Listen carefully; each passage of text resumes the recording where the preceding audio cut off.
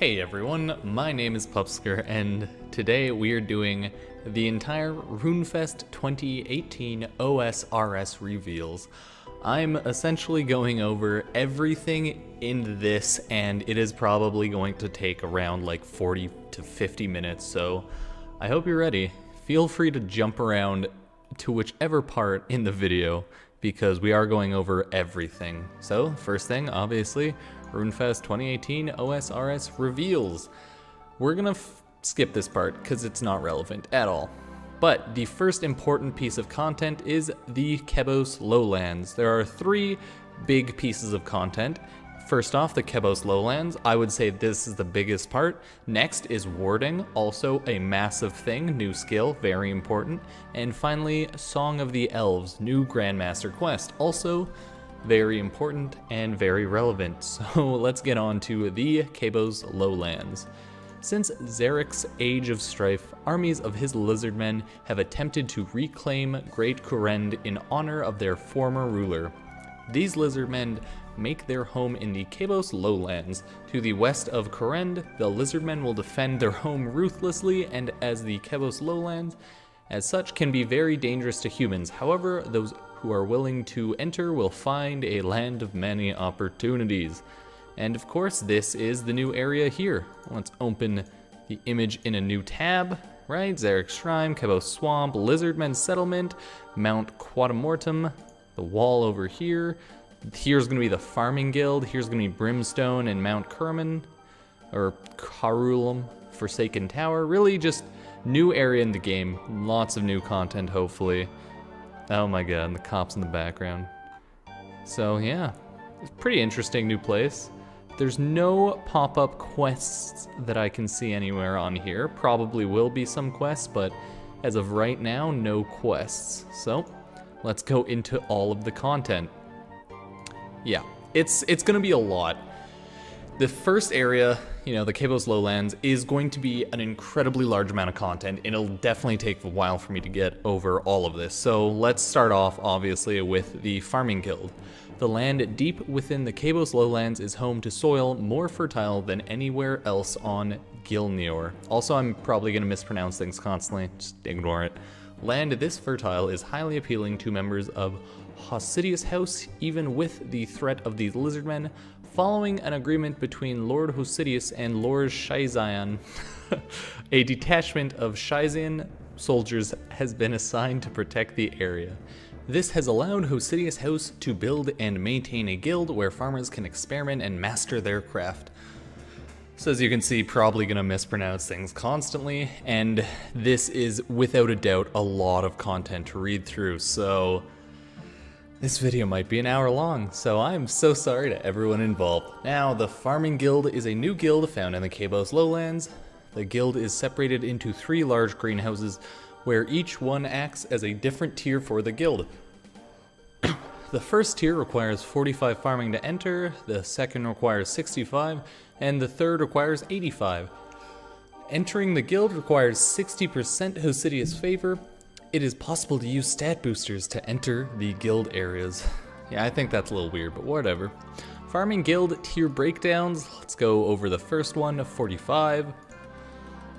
Guildmaster provides background on the guild. Bank, you know, it's a bank. Equipment shop.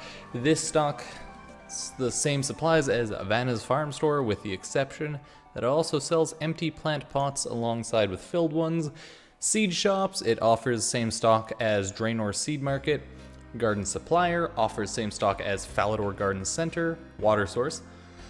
Large compost bin with double the capacity of the normal one. Okay. Cactus Patch. This patch is identical to the Alcarid patch. There's a farmer there who will look after the patch for you. Allotment, herb, and flower patch. The usual allotment setup with two allotment patches, a herb patch, a flower patch. There is a farmer there who'll look after the patch for you. Bush patch, identical to other bush patches. Again, farmer will be there to look after the patch. And tool leprechaun. The patches in the first tier share a single tool leprechaun. Cool. Second tier, 65 farming. Water source. Tree patch, identical to other ones, will have a farmer.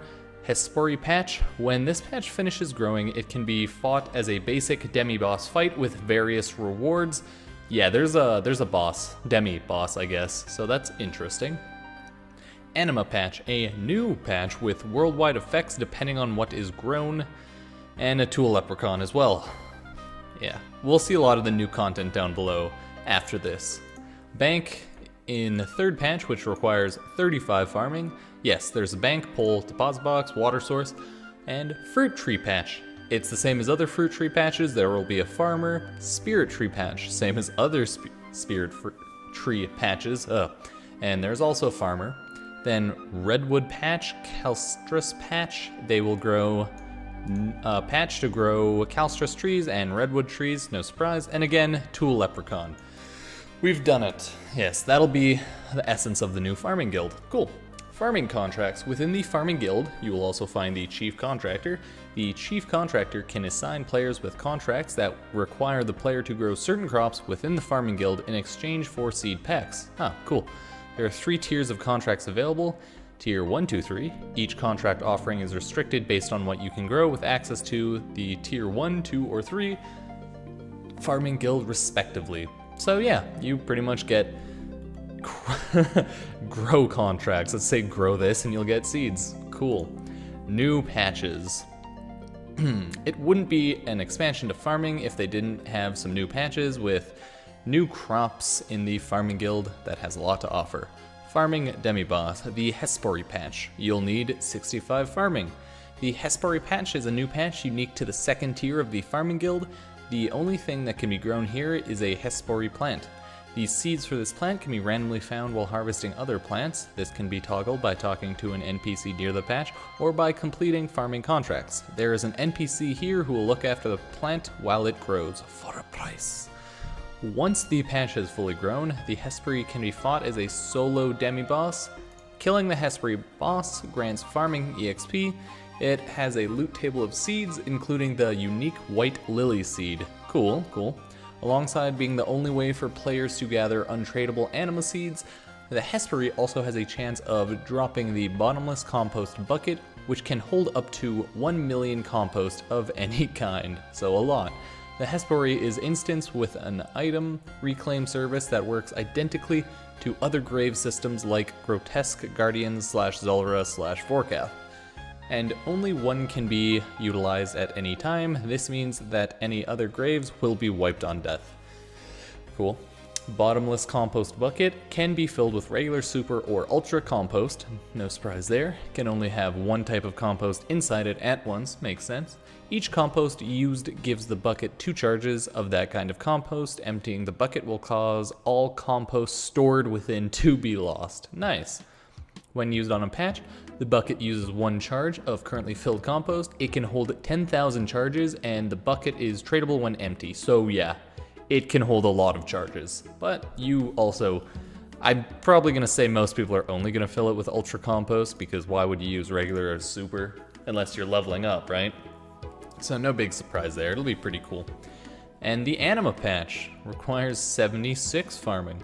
The Anima patch is a new patch unique to the second tier of the farming guild. Planting something here has worldwide effects on all of your other patches. There are 4 types of seeds that can be planted here, which can only be obtained through fighting the Hespori and are untradeable. Atlas seeds. When planted, these grow into Atlas plants. This plant provides increased yield to all other patches in the game. Cool. Laser seeds. Laser seeds. When planted, these grow into a laser plant. This plant decreases the disease chance for all other patches in the game. Also cool.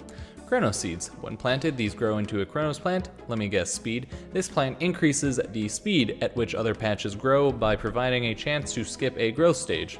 Yeah, okay, not surprising there, but still really cool.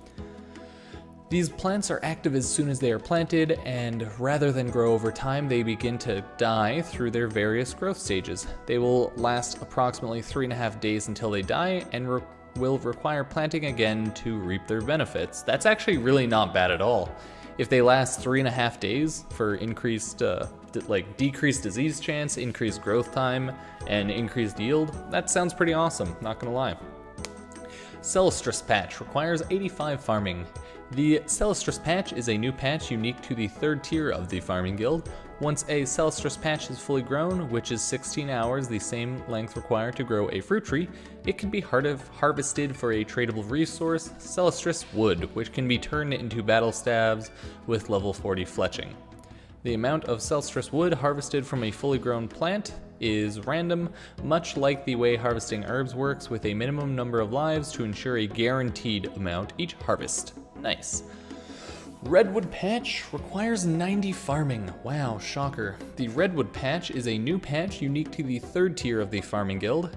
Once fully grown, which is 85.3 hours, the same length required to grow a mahogany tree, the Redwood Patch turns into a redwood tree and can be cut down for logs and woodcutting experience. The Redwood Patch is relatively close to the bank found within the 3rd tier of the farming guild. Okay, I don't know why that was necessary to throw in there, but whatever. And large compost bin requires 85 farming to access the 1st tier of the farming guild. The large compost bin works the same as any other compost bin, but has the added benefit of being able to store double the usual amount of compost. Yay!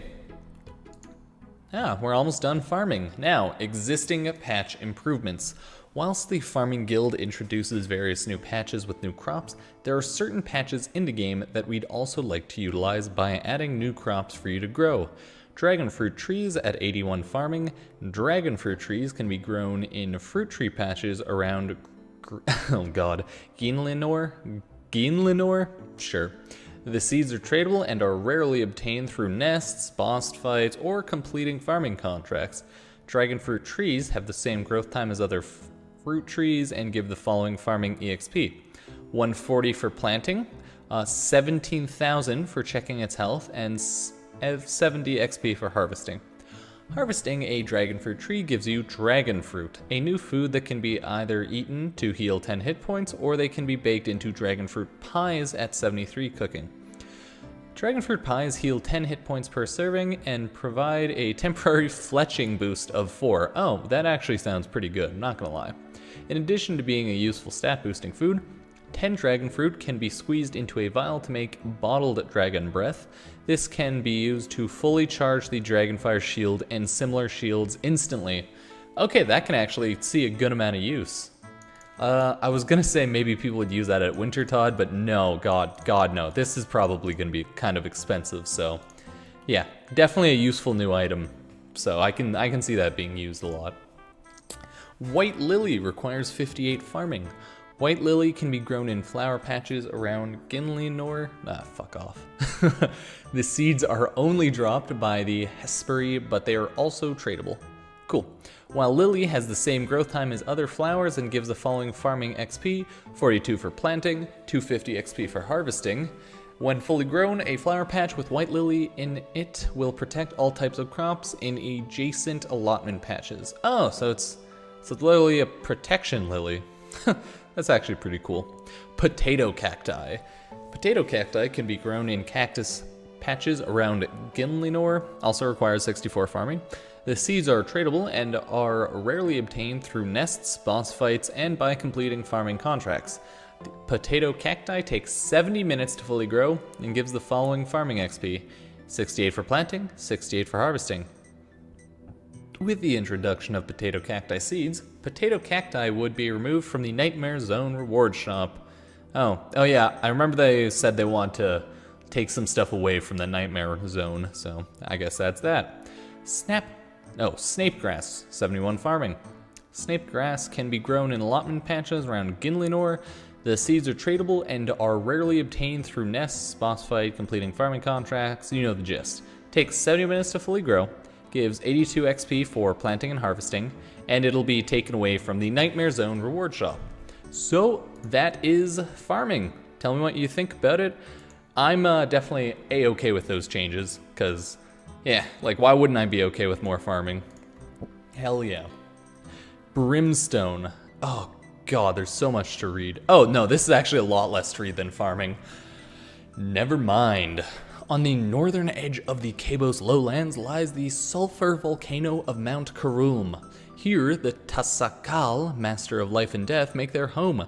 Within the shadow of this volcano lies Brimstone, home to the Caliph, These beings were once human, but they've abandoned their previous lives in the name of the Tasakal. Together, the Tasakal and the Kalith work together to maintain the balance between life and death. Assist them, and you might be rewarded. Within Brimstone, you'll find Konar, the newest Slayer Master. Fuck yeah. There's also a bank with a deposit box and pull booth, a furnace, and a weapon shop that sells some low-level weapons. Okay, yeah, that one's pretty worthless. Like, who cares about low-level weapons at a high-level Slayer Master? Yeah. New Slayer Master. Yes, this is probably my biggest excitement, even though I don't have a high enough Slayer. Konar, a member of the Kalith race, is a new Slayer Master located in Brimstone that is accessible to players with 75 combat. Oh, yeah, no, I'll definitely be able to access this person, never mind. Konar is a little different when compared to your usual Slayer Masters in that the tasks he assigns requires you to kill monsters in a specific area. I actually really like this change, but let's keep going. Going out of your way to complete tasks with a Konar has its benefits. Each task completed from Konar rewards the player with 18 Slayer points, lots, and all kills on tasks from this master have a chance of hitting a new global loot table.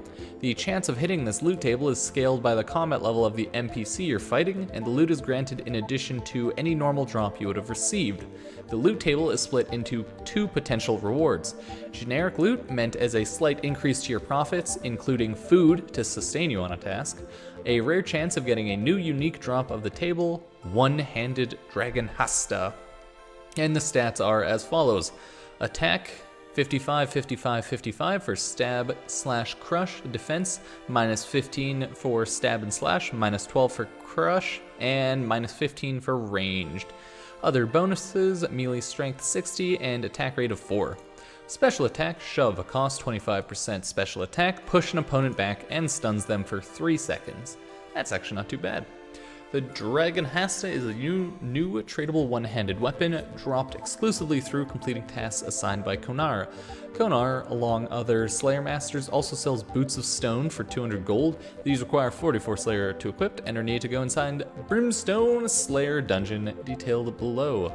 Boots of Stone give 1 defense for stab, slash, and crush. Yeah, it's garbage, but you need them, so who cares? They're boots anyways. New Slayer creatures.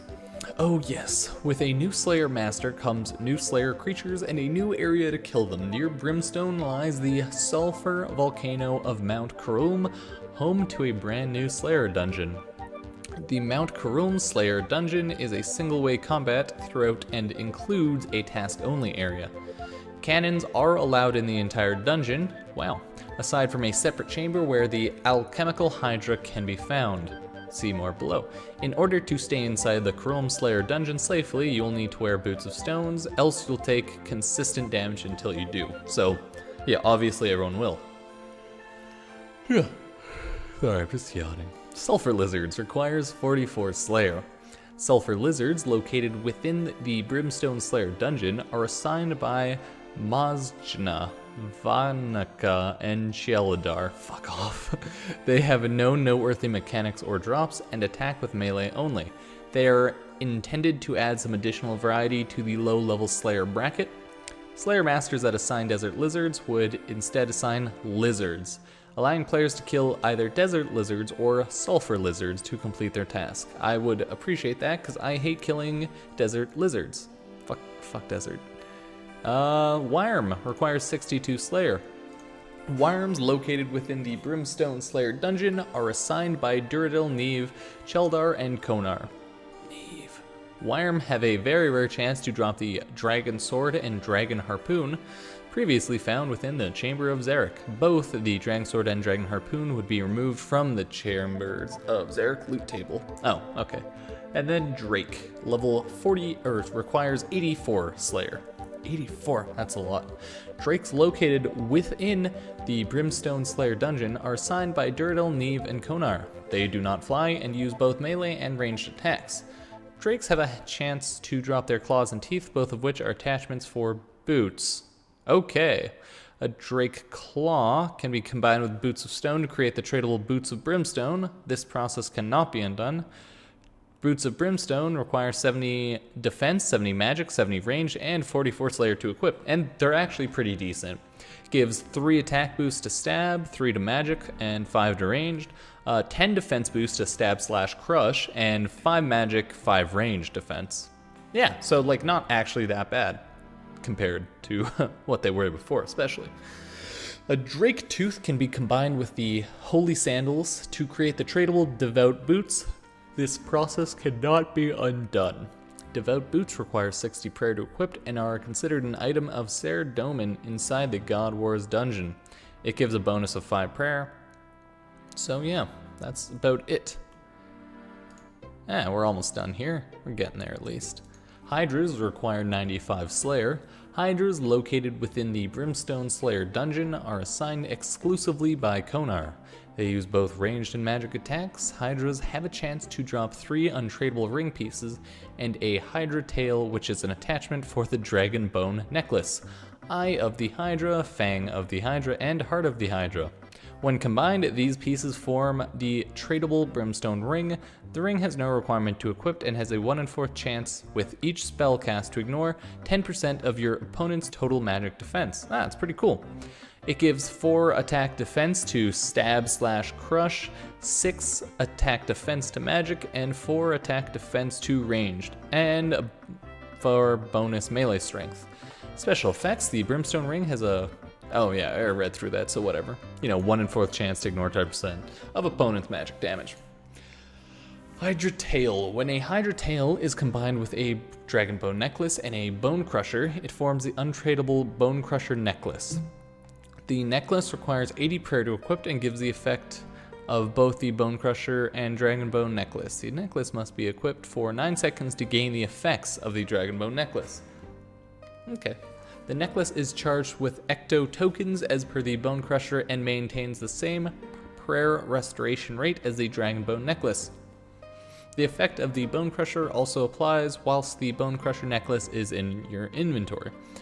The process of combining these is irreversible. So the only bonus it gives is 12 prayer. And yeah, it's combined. Once done, the necklace gains the benefits. Okay, after 9 seconds of being equipped, it will restore prayer points as bones are crushed. The necklace is charged with Ecto tokens. Yeah, we'll see if anyone uses that, but I'm not too sure. Alchemical Hydra requires 95 Slayer. The Alchemical Hydra, located within the Brimstone Slayer dungeon, is a new solo Slayer boss assigned exclusively by Konar. It can only be fought as part of a Hydra Slayer task or a boss task, of which only Konar will be able to assign again. The Alchemical Hydra will not be an easy opponent, and as such you will be well rewarded if you manage to defeat it. Okay, high level boss, nice. It has a chance to drop the Ferocious Gloves, a Hydra Claw, which is an attachment for the Zamorakasta, all Hydra unique drops, and of course, a pet Alchemical Hydra. Fuck yeah, new pet, all that matters. Everyone get the fuck out of here, new pet. And here are the Ferocious Gloves. They require 70 defense to equip. They give 16 attack boost to stab/crush, and 16 negative attack to magic and range, and a bonus of 14 melee strength. Okay, yeah, that's actually pretty dope, not gonna lie. 10 out of 10. Hydra Claw. When a Hydra Claw is combined with a Zamorakasta, it forms the tradable Dragon Hunter Lance. This process cannot be undone. The Lance requires 70 attack to equip and has the added effect of 20% increased accuracy and damage against dragon creatures, though it loses its defensive capabilities during its creation. And yeah, it's actually not bad. Dragon Hunter Lance, 85 stab, 65 slash, 65 crush attack, other bonuses, 70 melee strength, and attack rate of 4. Nice. Doesn't have a special attack, but again, 20% increased accuracy against dragons. Nice. Additional drops. Alongside the individual drops mentioned above, you'll have a chance to receive Dragon Knives and Dragon Throne Axes from Wyrm, Drake Hydras, and Alchemical Hydra. And Dragon Throne Axe will be removed from Chamber of Zarek's loot table. Dragon Knife. Dragon Knives are tradable, requires 60 range to equip, and can be poisoned. They have a special attack duality which costs 25% special energy and causes 2 knives to be thrown at once, each with their own accuracy and damage rolls. Yeah. And it has 28 ranged boosts with other bonuses of 30 melee strength and attack rate of 3. Nice. New unique bones. Okay, with the introduction of new creatures, we bring new types of bones. Worm bones offer 30 prayer XP, Drake bones offer 60 prayer XP, and Hydra bones offer 90 prayer XP. Both Hydras and the Alchemical Hydra drop these. These bones would work in the usual way with other features like the Gilded Altar and Ectofuntus. Whew, that was quite a lot to read, but honestly, I can't complain. Pretty fucking cool, if you ask me. Now, onto aerial fishing, but I'll take a drink of water because this is a lot of talking. This is so much talking. Aerial fishing. In the middle of Lake Mulch is a small island home to Nicholas Lockhart, a peculiar fishing person with a very different approach to catching. Nicholas uses birds, specifically cormorants, to catch and return fish and salamanders that take residence in the nearby waters. Similar to falconry when training hunter, the player equips the bird on their arm. When clicking a fishing pool, the bird swoops down and returns to the player with the catch. If the player's inventory is full, the bird swallows the catch and doesn't award any EXP to the player. Well, fuck off, okay? Player must have both hands to wield the bird. Okay, this is very, very short. Thank God, because this is gonna be a long video. A catch is guaranteed for each time the bird is sent. The pools of fish move at a somewhat frequent rate, around every 7 to 12 seconds. Multiple people can catch from the same pool, and it will see people fishing from all sides of the circular island. If the bird is sent whilst the pool is moving to a new location, it still counts as a successful catch. So if you click in time, you get a catch. Cool. King worms are used as a starting bait, which can be gathered on the island. When the player starts to catch fish, they can cut the fish up into stackable fish chunks. The bird will take one chunk every 3 to 6 catches as a reward for gathering the fish. Okay. So you'll have to cut fish up to feed the bird. Never-ending cycle. There are 4 types of catch found in Lake Mulch. Bluegill requires 43 fishing and 35 hunter. Common tench will require 56 fishing, 51 hunter. Mottled eel, 73 fishing, 68 hunter. And greater siren, 91 fishing and 87 hunter. Okay, stats, definitely mid to high tier to catch all those. Mulch pearl. They can be fished up from Lake Mulch when aerial fishing. They have a 1 in 150 chance being fished up on any successful catch. They're stackable and can be traded with the angler in his pearl store for various rewards. Equipable, also untradeable rewards, by the way. Equipable fishing rod, 100 pearls. Fly fishing rod, 120 pearls. Equipable barbarian fishing rod, 150 pearls. And it can only be purchased if you have done relevant stuff with Otto. And fish sack, 1,000 pearls. My God, that's a lot of pearls. Golden Tench. In addition to your expected catch when fishing with your cormorant, there is a very slim chance that it will return with an extremely rare golden tench. This is a fish that can be equipped in the hand and no other stats. It is not tradable. Holy shit, look at that badass fish. It looks pissed off. Okay, that's actually pretty cool. Oh, is that the fish sack? Oh, that has to be the fish sack. Okay, I approve of this. A player wearing the golden tench and fish sack. The golden tench is an extremely rare reward. Yep. And no stats though, it just looks dope. At level 43 fishing and 35 hunter, you should expect to earn approximately 17k fishing, 25k hunter, and 5k cooking experience an hour while aerial fishing. At 99 fishing and hunter, you'd get approximately 60k fishing, 80k hunter, and 15k cooking experience per hour.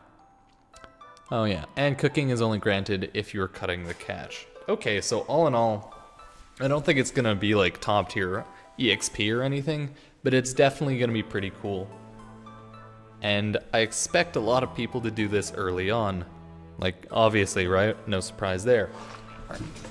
Now, let's go to the last part of this new area, the Kourend Kebos Achievement Diary.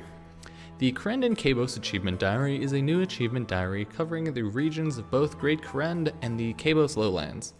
It will work in the same way as other achievement diaries, and full completion of this diary will be required for the Diary Cape. God damn it, I should work on that. The taskmaster for this diary will be found in the courtyard of Kourend Castle. A teleport to him will be added to the Diary Cape. Oh, cool. Now, this is going to be a long one, because I have to go over everything. Oh, it's actually not as long as I thought. Cool. To fully complete the diary, you will need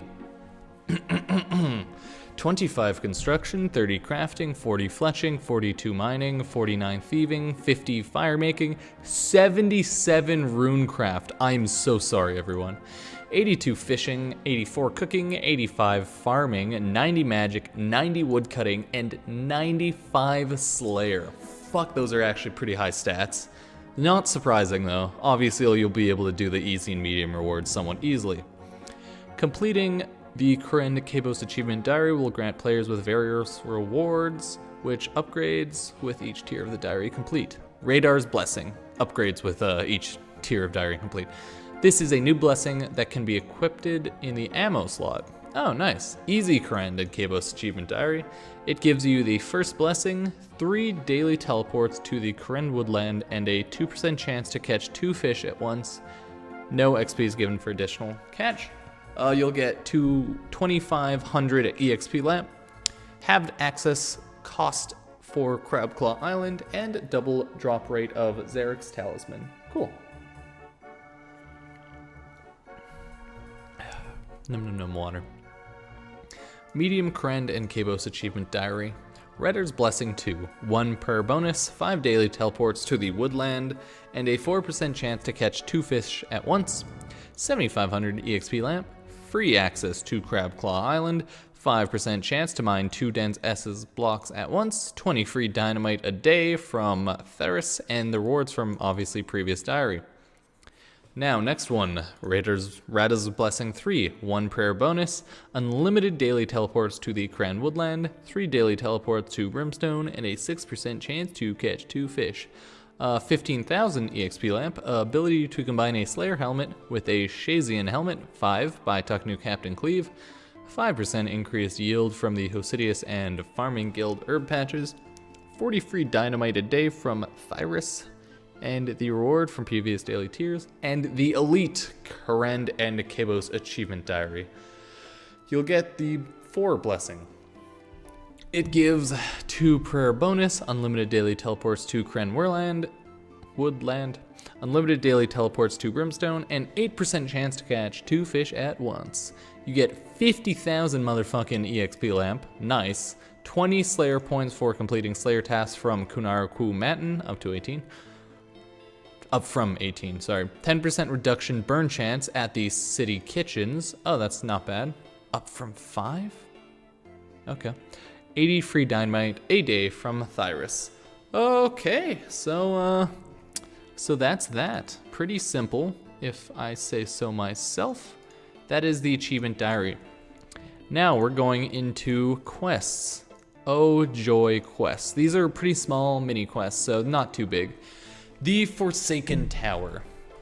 For thousands of years, Wintertodt has remained safely sealed behind the great doors of Din. Alas, despite the best attempts of the Lovakin smiths and the Arceus mages, the doors are failing. Only Din himself knew the secrets behind the creation of these doors. Without his knowledge, there may be nothing to stop the Wintertodt escaping and bringing ruin upon Kourend. It is up to you to recover this knowledge. The Forsaken Tower is a brand new novice quest that further develops on the story of the Houses of Kourend. The quest can be started by speaking to Lady Volcana Lovakal in Lovakal House. Yeah, ignore my pronunciation. Requirements for this Forsaken Tower: Client of Kourend, and 20% of Lovakin favor. The rewards are as follows: 1 quest point, 6,000 coins, 500 mining XP, 500 smithing XP, 10% Lovakin favor, and Lovakin memoir page, which can be used in Cardis memoirs, granting an additional 8 charges and a new teleport near to the Lovakin house. Okay, nothing too important. The Ascent of Arceus. A long time ago, the citizens of Arceus House gave up their human bodies and claimed immortality. This event was known as the Ascent of Arceus, and it marked the end of death within Arceus House, or so they believed. For the first time in 1,000 years, a member of the Arceus House has fallen. Shit. You'll need to solve the mystery of his death. However, time is of the essence, and the fate of Arceus House lies in your hands. Yeah, so just don't do it and let them all die. Simple. The Ascent of Arceus is a brand new novice quest that further develops on the story of the House of Kourend. The quest can be started by speaking to Mori in Arceus House. Okay, let's go into the requirements.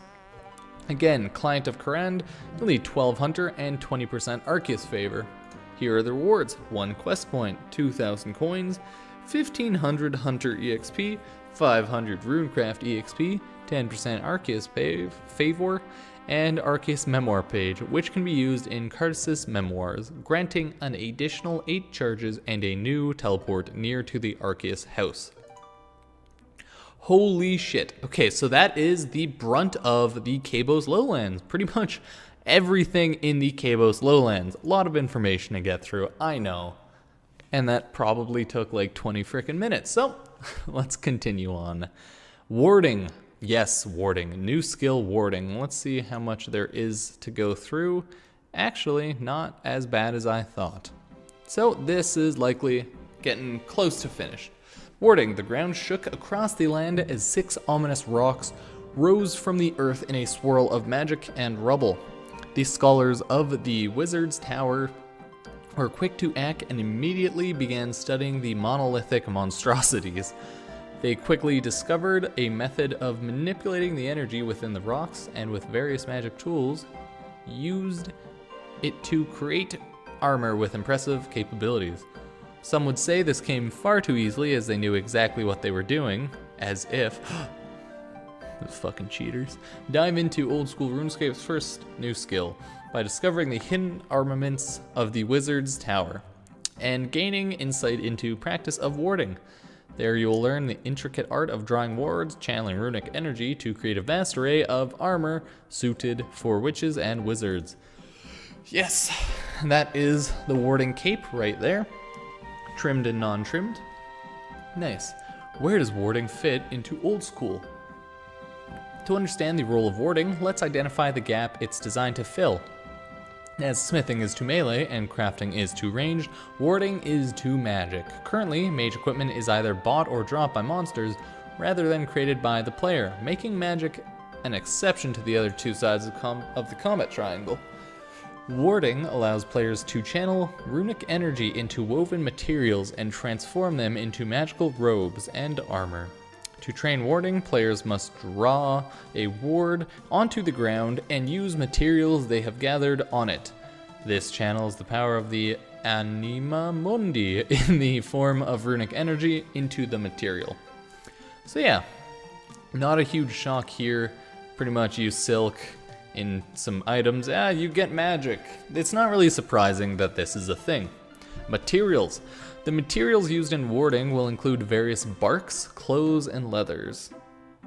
These can be woven from raw materials acquired by farming, hunter, and killing certain monsters. To create new equipment, new prey will be added to the hunter skill, and new crops will be added for farming. The latter will include a magnanary for cultivating worms and harvesting their silk. Magnanary. Huh. So yeah, new item, bark and new materials. Cool. Runic Energy. Runic Energy is a powerful new resource contained within the Runestone monoliths. Players can draw the energy out. Wait, players can draw runic the energy. Okay, that must be a typo. Players can draw the runic energy out and store it by casting spells on the monoliths. This gives players the option to train magic by splashing, but with the added benefit of gathering a useful resource at the same time. Fuck my ass, they're allowing splashing to gain runic energy now. Huh, we've come full circle, boys. I was planning on making a small little splashing video, but jig is up. This should take splashers out of the Lumbridge Castle basement and spread them across Gilnor at more thematic locations. fuck? Wearing equipment that provides a magic bonus will increase Runic's energy potential, breaking up the army of graceful clones. It will also be possible to passively collect energy at rune altars when rune crafting. Cool. The energy will be a tiered resource, meaning that you will gather mind energy at one runic monolith and death energy at another, for example. The tier of energy you need for warding will depend on your level and the equipment you wish to create.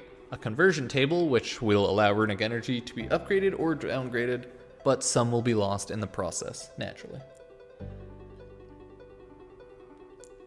Remember to drink water, kids. It's good for you. Okay. Tools, Soapstone. The first tools used for warding are soapstones. These are created by chiseling a lump of steatite,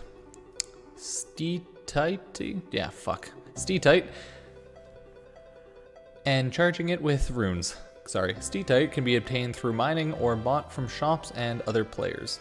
You can create 4 different soapstones depending on the runes you use to charge them. Air, water, earth, fire, the 4 elements. Until the Fire Nation attacked, the more powerful soapstones will require a higher warding level to use, but have an additional benefit. This may take the form of reduced runic energy consumption, but is subject to balancing. You will be able to use wards drawn by other players to receive the benefit of a higher level soapstone when training. Adding a social element to the skill. Wow, teamwork. While you can draw a ward anywhere, players may choose to ward at the runic monolith sites for lower rates of runic energy use at the cost of being further away from the bank. I doubt it. That sounds like it won't be worth it, but who knows. Channeling lamps. Channeling lamps are equipable tools used to store runic energy. When casting spells on runic monoliths or runecrafting, the runic energy you generate will fill the lamp you have equipped. Higher level lamps required to gather higher tier energy or use it at a ward. Seems like a cool idea. And a step-to-step guide to warding. Gather silk, gather energy, draw a ward, create robes. I know, shocking, right? Player gathers raw resources from farming, hunter, or trade, which are woven or prepared into material. Then runic energy is gathered by casting spells on a runestone monolith or runecrafting and stored in a channeling lamp. Then players draw a ward on the ground with a soapstone and uses their materials on it, channeling the runic energy into them to create magical equipment. And yeah, that's how it's done, boys. Below is a partial table of how we imagine the warding skill guide to appear. This includes items, level, and resources required. So it goes wizard gear, Zamorak gear, druid's gear, monk's gear, and Xerishian gear? I'm sorry. Level 1 to 29. Obviously, this is just like a proof of concept. This isn't going to meet everything.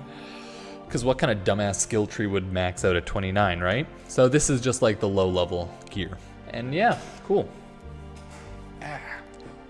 Not done yet. Other perks. Dissolving. Another use for wards take the form of dissolving. This involves using undesired or junk items and using them on a ward to break them down. In return, you'll receive runic energy and a chance to get back some of the components the item is made of. For example, dissolving an adamant plate body will give a chance of receiving back some adamant bars. Not a 100% chance, you might get some back, but meh. Nightmare Zone.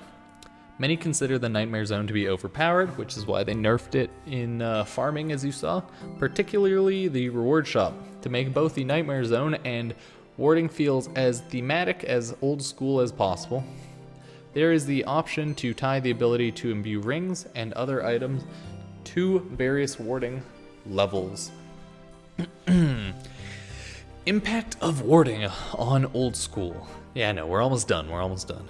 We appreciate this is a lot to take in, and that many of you will have an avalanche of questions for Mod West and the old school team. At the end of this blog, okay, yeah, it's pretty much, go look at this. Subject to change and may be irrelevant as the skill takes shape. Is warding available to non-members? Yes, they'll have some stuff for non-members, but obviously a lot of it will probably be for members. Lower level items up to around 40 will be free to play, they expect. Will warding be quest locked? Due to the nature of the skill, we would like it to be accessible as early as possible in the game, Ideally, this means shortly after leaving Tutorial Island, prospective mages will be able to create their own equipment the same way warriors and rangers can. With this on mind, we don't plan to lock the skill behind a quest. Other skills may help, as mining does for smithing, but will not be a requirement. Cool. Can warding produce best-in-slot equipment? Probably not. The goal of warding is to create viable equipment, particularly for low to medium level players, the same way smithing and crafting produce up to rune and black dragonhide armor. However, warding provides access to defensive magical armor and will not produce armor with higher magical accuracy bonuses. We still expect the top tier magical equipment to include the likes of Arims and Ancestral. There is scope for further equipment to be added to warding if the community sees fit. NB, Soulbark, and Bloodbark images. Oh, okay. So yeah, nothing's really going to be best in slot. That's not surprising. Best in slot's never really been a craftable thing, so not really too surprising. Some best in slot though. Some shit can definitely be crafted that's really useful. How will warding affect the economy? We expect that as a production skill, warding will stimulate the in-game economy overall. It creates further incentives to train farming, hunter, and runecraft. However, it's far too early to predict any prices, so yeah, they don't actually know. We'll have to see. Yeah, obviously. Also, they have a small video here. I think it's about 5 minutes of video on warding, if you guys want to go see it. Essentially, it explains some of the stuff we just talked about. So if you listen to all of that, no point in seeing that, like, at all. But yeah, whatever. And the last thing, Song of the Elves. We're almost done, everyone. Thank you so much for being here with me. The Fabled Elves series begins with Plague City, where the player character discovers the whole west side of Orgdone has been locked under quarantine by mysterious figures known as the Mourners. After breaking into the city and rescuing Elena, during Biohazard, she gives you some plague samples to have tested by a chemist. Oh, I should probably do Biohazard. It doesn't Plague City now. Upon completing this task, you discover the plague is a hoax and confront King Lathlus, who admits to fabricating this lie. He claims this was done to protect his people from his evil brother, King Tyrus, who has been corrupted by a mysterious dark evil. You undertake the task of freeing the passage, I don't know what I'm doing with my life, to the Elven lands with the goal of facing King Tyrus in Underground Pass, defeating Ibn, along the way. In Regicide, you make your way back through the pass into the Elven lands and assassinate King Tyrus with the help of Lord Lorith, King Lathis' ally. On your way to deliver the news to King Lathis, you are intercepted by Erwin, who reveals that it is in fact Lorith and Lavith serving the Dark Lord and that they are plotting to reclaim Camelot. So essentially you kill everything. In Morning's End Part 1, you gain access to Lilita, the rebel elves hideout, and meet with Erwin.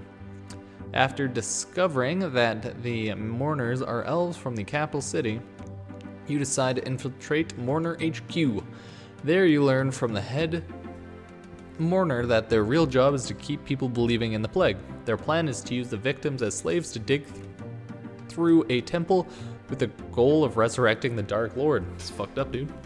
Through Morning's End Part 2, travel to the Temple of Light and navigate your way through solving the intricate security system using mirrors and discover the Death Altar at its end. Using a charged crystal, repaired for you by Elund,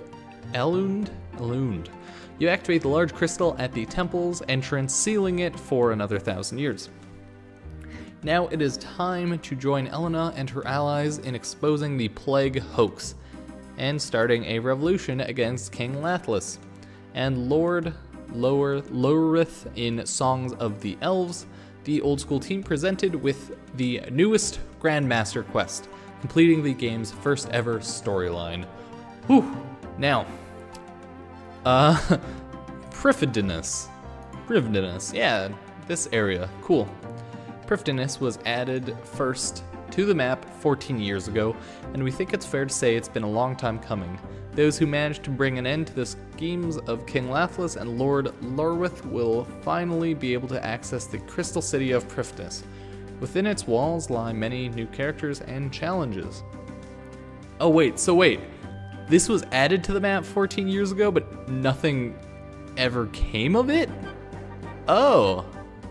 Okay, that's really strange. We'll only be detailing 2 things within this blog, but rest assured there is much more to come. We'll be releasing a dedicated blog for Song of the Elves in the near future with more information and additions based on your feedback and ideas. Maybe I'll make a video on it. Haha, I want to die. But yeah, no, that's weird as hell that this city was added to the game, but never really useful, or like they didn't do anything with it. It sounds like you couldn't even access it, which is, I don't know, it's weird. Now, the Gauntlet.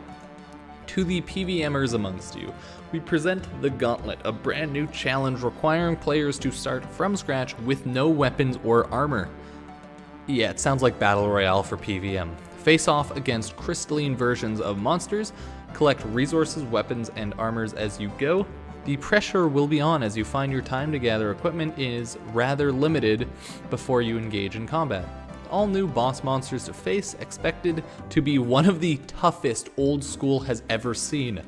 Yeah, this sounds really cool in my opinion. I actually love this idea, like a battle royale PVM called the Gauntlet. Fuck yeah, give it to me, give it to me.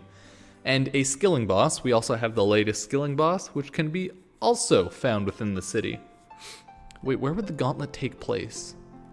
Huh, it looks like, well, maybe the Gauntlet is like a teleports you to a new area kind of thing. I don't know. No, sorry. Skilling boss. Yeah, new skilling boss found within the city. Too powerful for normal weapons. He used multiple skills with a focus on the mining skill to create explosive, which damaged the boss. Unlike the Winter Todd, expect this boss to deal damage to you directly rather than just through the environment. For successfully defeating the boss, expect to be rewarded with mining resources and a shot at brand new equipments. A focus on items rather than experience, so yeah. Crystal armor. To match existing crystal weapons, completing Song of the Elves will grant access to unlock crystal armor from within Prifddinas, one of many rewards on offer. The new set is expected to roughly match the stats of the existing crystal shield and be similar to strength to Barrows. Oh, cool, it'll be similar to Barrows. Okay! Holy shit, that is the entirety of the OSRS reveals. Holy crap.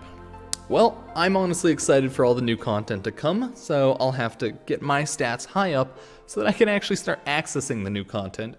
Primarily the Slayer content. I think Brimstone and the new Slayer idea is actually awesome.